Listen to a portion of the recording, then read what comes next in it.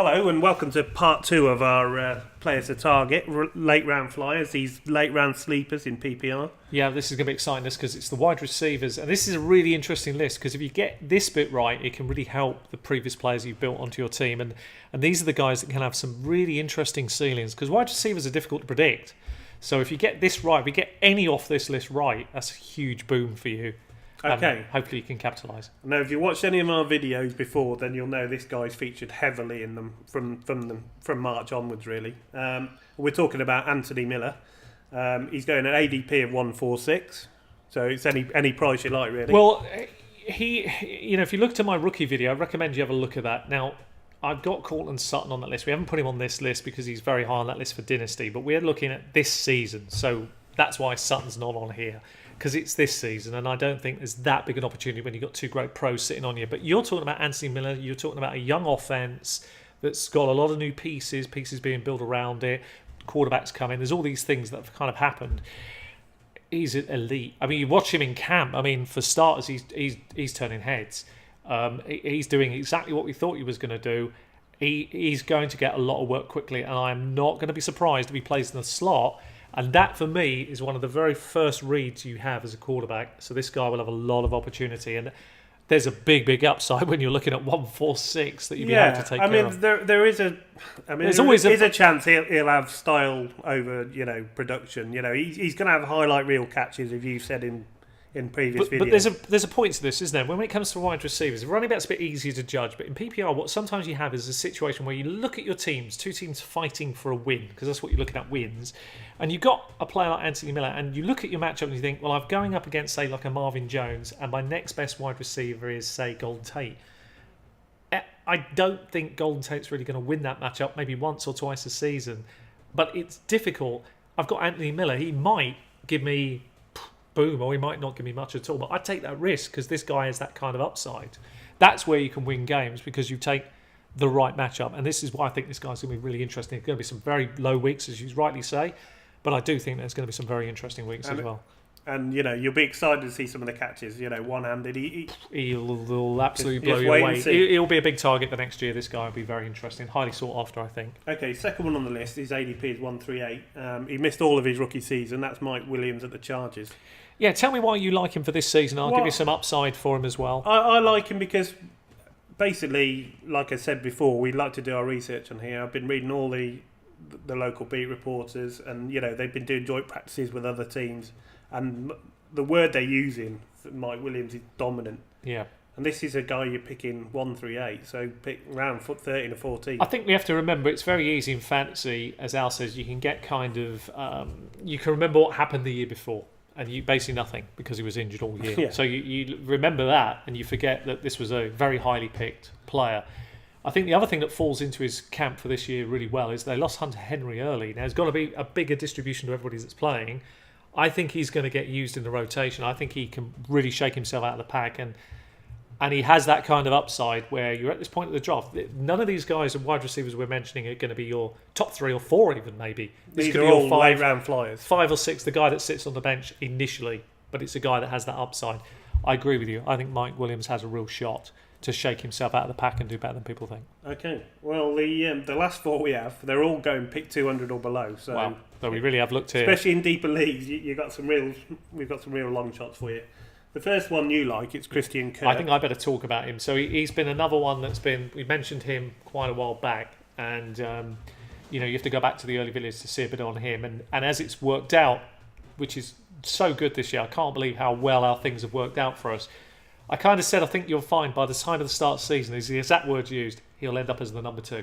He's ending up as the number 2. Well, he might even start as the number 2. That news has come out this week. So it's fantastic news for Kirk because there is the plus side is this is a guy that's going to capitalise and has worked well by being near Larry Fitzgerald. I know that the two Larry's helped this guy along, and that's showing now because he's getting his opportunity really quickly. They've worked together a lot in the off season. It's been talked about. I know that Sam Bradford's been kind of helping. There's been lots of things that are going well here, and now Kirk gets his chance. And I think you're going to see a guy that's very steady and capable. Now, in PPR, this is going to be difficult year 1 to work out where this really goes. But when you're a number 2 in any offense, that's potentially, Larry always gets his 100 catches. That's what he does. This is his last year. This guy could get 60, 70 balls that he could possibly catch. Maybe 100 targets. I mean, you'd think they're going to be behind a lot. No, I'd think so. I agree. Yeah, and so they're going to be throwing, and three, Bradford throws not there's very. There's 3 guys you throw to. Larry, David Johnson, but Kirk's going to have his opportunities. And as I said, if he's the second wide receiver there and gets 100 targets, 70 potential catches, 75 or maybe more, that's brilliant. And he's so fast as well. So if you can get him in space, he's very interesting.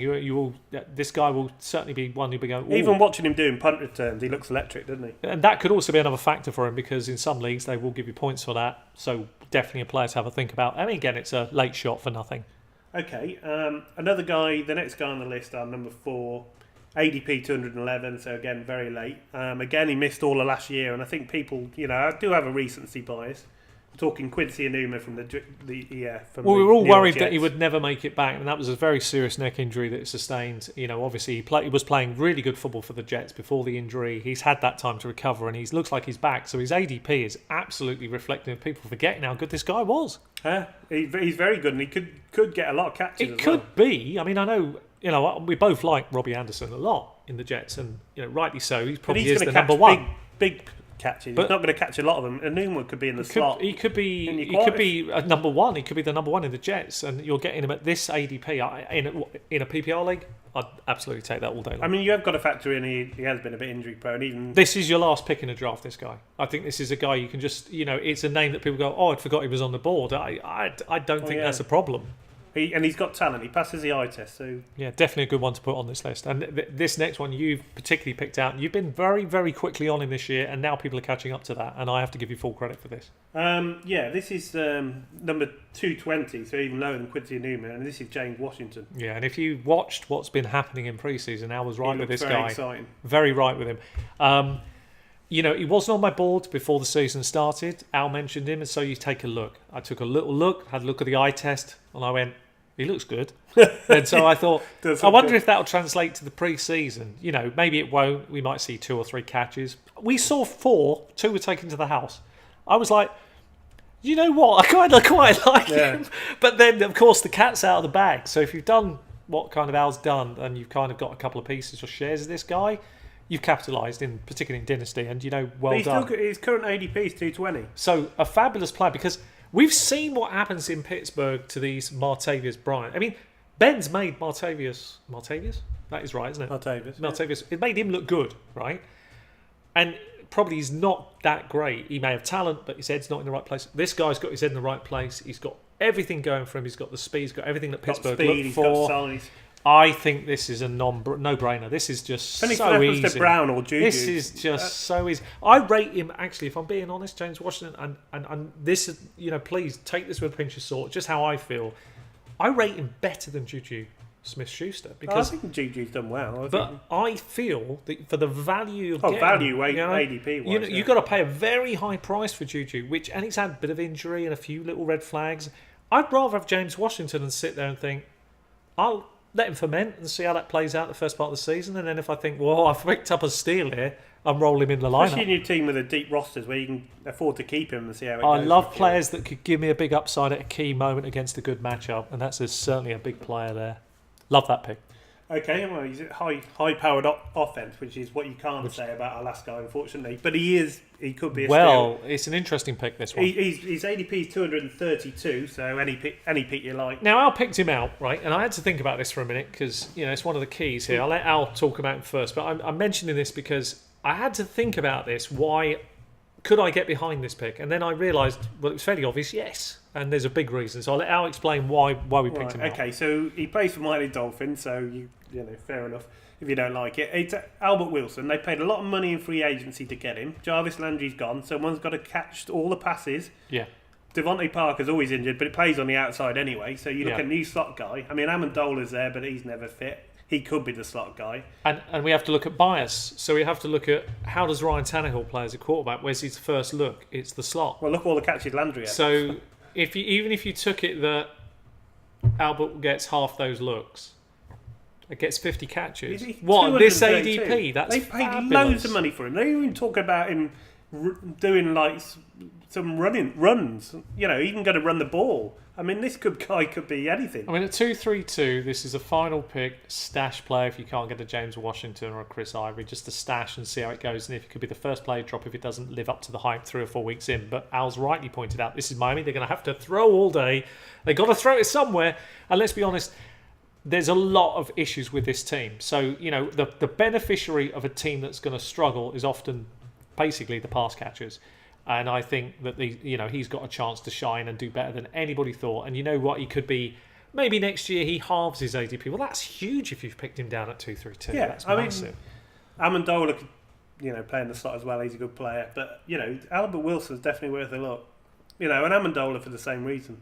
Okay, it's Miami. We don't all like them. But, ADP 2-3-2 is worth taking a look at. No doubt about that. It's a great list. We hope that you've liked the list. And the most important thing is if there's anybody down there that we may have missed, we love hearing about your thoughts too. Maybe there's a guy you like. Then tell us, shout it out, because we like to win our fantasy leagues as well. Yeah. Well, we're happy to have information back as much as we are to give it. So we do our research, but we're happy to. Sometimes you have a closer look at somebody that people suggest, and you have to be think prepared. Actually, that's really good. Fair, good shout. Okay, well, thank you very much for watching. If you're still watching, thank you so much. If you consider subscribing, we'd love that. Always, thank you again, and we'll see you on the next video. Okay, thanks for watching. Goodbye.